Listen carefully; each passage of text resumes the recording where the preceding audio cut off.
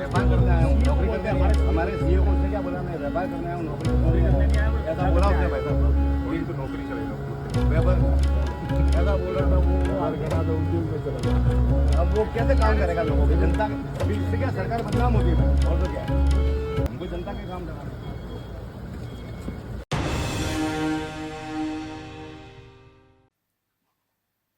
राजस्थान में investment summit को लेकर भले ही प्रदेश के मुख्यमंत्री भजनलाल शर्मा, उद्योग मंत्री राज्यवर्धन सिंह राठौड़ और उप मुख्यमंत्री दिया कुमारी, प्रेमचंद बैरवा समेत दुनिया भर भटक रहे हों, कोशिशें कर रहे हैं कि ये प्रदेश जिसे बीमारू की श्रेणी में रखा गया है, वहां बड़े पैमाने पे इन्वेस्टमेंट आए और अधिकारियों की टीमें भी इसके लिए तैनात की गई हैं। दिसंबर में यह समिट होनी है और इसको लेके राजस्थान की लगभग पूरी सरकार, पूरा सरकारी अमला जुटा हुआ है और कहा जा रहा है अब तक 1.5 लाख करोड़ तक के या इससे बहुत ज़्यादा स्तर तक के एमओयूज हो चुके हैं, प्रस्ताव आ चुके हैं। लेकिन सिरोही में एक अफसर की कार्यशैली देखें तो सीधे तौर पे सरकारी सपने जो हैं उन पे पानी फिर रहा है। व्यवसायियों ने मंत्री और जिला कलेक्टर को शिकायत करके कहा है कि अफसर कहता है कि नौकरी करने नहीं आया हूँ, व्यापार करने आया हूँ, मुझे व्यापार चाहिए। क्योंकि एक तरफा संवाद है, ऐसे में अफसर का नाम हम नहीं लेंगे, लेकिन विभाग राजस्थान राज्य प्रदूषण नियंत्रण मंडल के अधिकारी के बारे में कहा जा रहा है, जिसमें वरिष्ठ पर्यावरण अभियंता की पोस्ट पे हैं, आबू रोड मंडल के। उनको लेके लोगों ने, खास करके व्यवसायियों ने, प्रदेश के मंत्री ओटाराम देवासी और सिरोही के जिला कलेक्टर अल्पा चौधरी से शिकायत की और कहा जा रहा है कि व्यवसायी परेशान हैं और काम पे नाम पे अवैध सुविधा शुल्क की मांग की जा रही है। आरबू जो मार्बल एसोसिएशन है उसके पूर्व अध्यक्ष स्वयं उपाध्याय का आरोप है कि ये जो अधिकारी हैं इनके चलते व्यवसायियों को खासी परेशानी हो रही है। और उन्होंने कहा कि राइजिंग राजस्थान समिट जो कार्यक्रम को लेके आबू रोड में कार्यक्रम होना था, कार्यक्रम हुआ, उसके बाद उन्होंने कहा कि आप राइजिंग राजस्थान कर रहे हैं, आप इन्वेस्टमेंट मांग रहे हैं, लेकिन ये अफसर ही उन्हें इस तरह की डिमांड कर रहे हैं जो कि उचित नहीं है। सरकार की छवि धूमिल हो रही है। हालांकि ओटाराम देवासी ने प्रभावी कार्रवाई का आश्वासन दिया है और उपाध्याय ने ओटाराम देवासी को कहा कि एक व्यवसायी 7 सितंबर को अपनी फाइल प्रदूषण बोर्ड में जमा कर चुका, लेकिन 15 सितंबर को अधिकारी से बात की तो उन्होंने कहा काम अक्टूबर में होगा। फिर कमियां बताई गई, फिर कहा कि 16 अक्टूबर को फ़ोन पे उन्होंने कहा ऑफिस शिफ्ट हो रहा है इसलिए देरी हो रही है, और रात को करीब 9 बजे फ़ोन करके फाइल में कमियां बताई मेल के जरिए, और उन्होंने कहा रात को आप ये मांग रहे हैं तो इसमें मंशा पे सवाल खड़ा होता है। उन्होंने कहा कि उनका ये आरोप है कि अधिकारी पे सीधे तौर पे, निजी तौर पे आरोप लगाए हैं। इनको लेके अधिकारी का क्या पक्ष है फिलहाल हमारे पास नहीं है, लेकिन सीधे तौर पे यहाँ एक अलग तरह का जो है वो स्थिति नज़र आती है।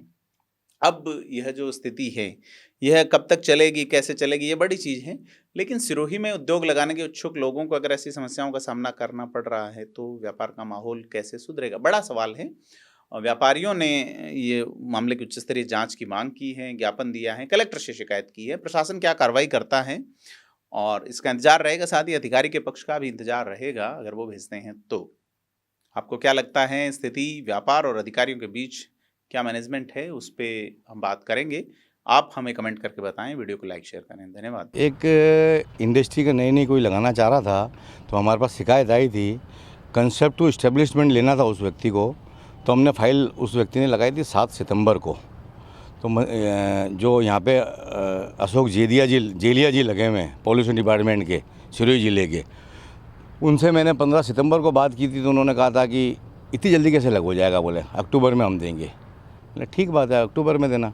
अक्टूबर में 7 अक्टूबर को उन्होंने क्वेरी निकाल दी, 3-4 कमियाँ निकाल दी, तो भी उस व्यक्ति ने वो 2 दिन में मेल कंप्लीट करके दे दिया।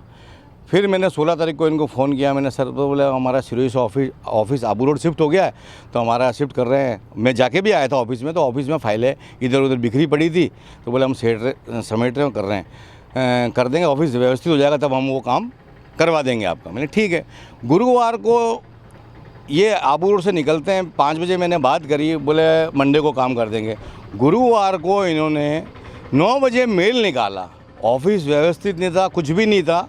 आप आपके घर के लिए निकल गए गुरुवार को, इस गुरुवार को, और आपने मेल निकाला रात में 9 बजे 8:54 पे रीको के 2-3 कागज़ की, और रात में मोबाइल के द्वारा निकाला मेल, जबकि ये इन्होंने मेरे को कहा था शाम को 5 बजे बात हुई थी कि बोले मेरे को फाइल देखनी पड़ेगी, कागज़ क्या है क्या नहीं है देखना, और रात में 9 बजे मेल निकालते हैं कमी का।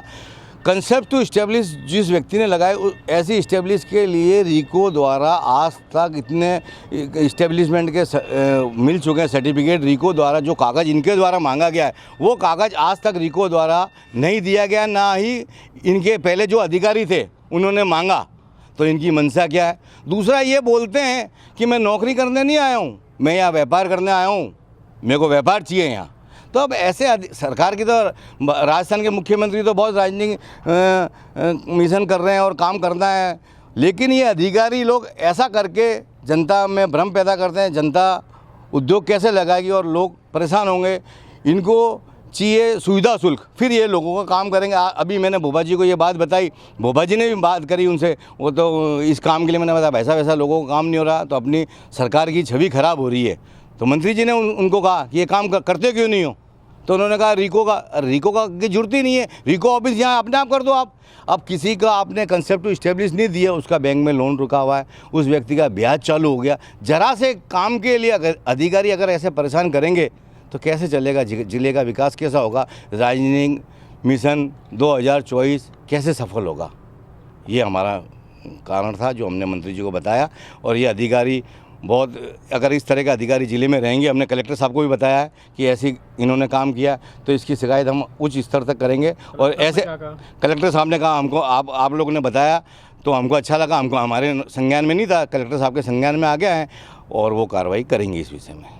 धन्यवाद।